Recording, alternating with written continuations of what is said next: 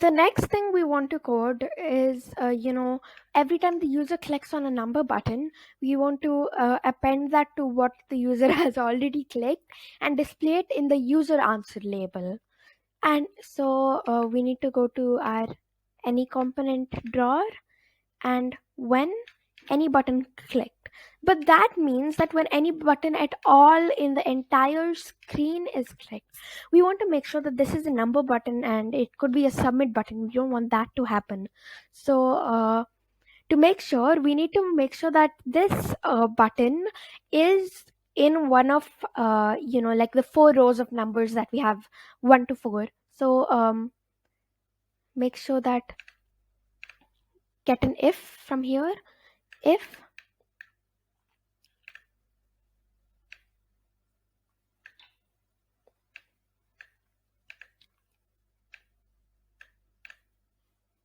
and we need a does list contain, because when we retrieve all the buttons or any component from a certain row or column, then it returns it in a list. So if does list all button in row 6 contain component equals to true, but we need to check this for others, so we're going to need a couple of or blocks. So duplicate,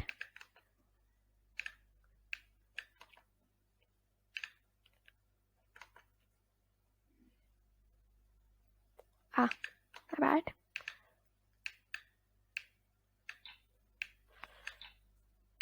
Yes, and I'm going to just duplicate this until we have all of them ready. Okay, so I have all of them ready.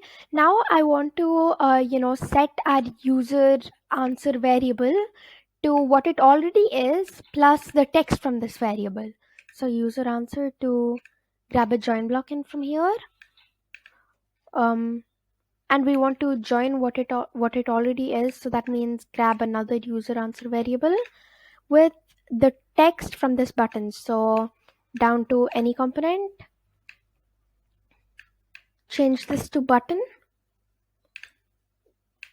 grab the green component block. Yes, so now in case there's a our user answer variable was originally set to 0, right? So if it's still there, then it won't when we compare it, it won't match to the actual the correct answer variable. So we need to remove the 0. So if we need to get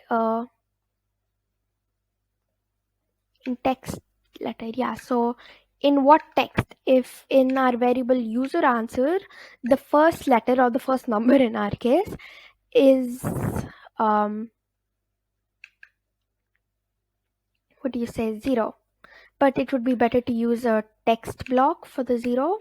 Then we need to remove the 0. So I'm gonna duplicate this. We need to set our user answer to everything, like our entire variable excluding the first letter, so from the second letter onwards to the last letter. So we just need to calculate the length and get it until there. So to length of user answer, and then what do we need to set it to? So in text user answer, that text.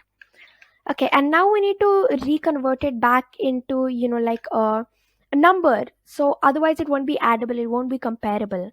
Every time you change a number into text, then you need to always change it back into a number just by adding 0 to it before you compare it against another number. So yeah, have that plus 0, remember to change that. And now last but not least, we need to set our user answer variable to that. So set user answer to this.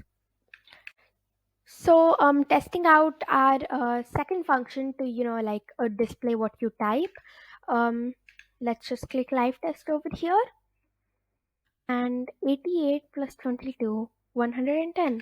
So 110. Can you see that it's typing perfectly?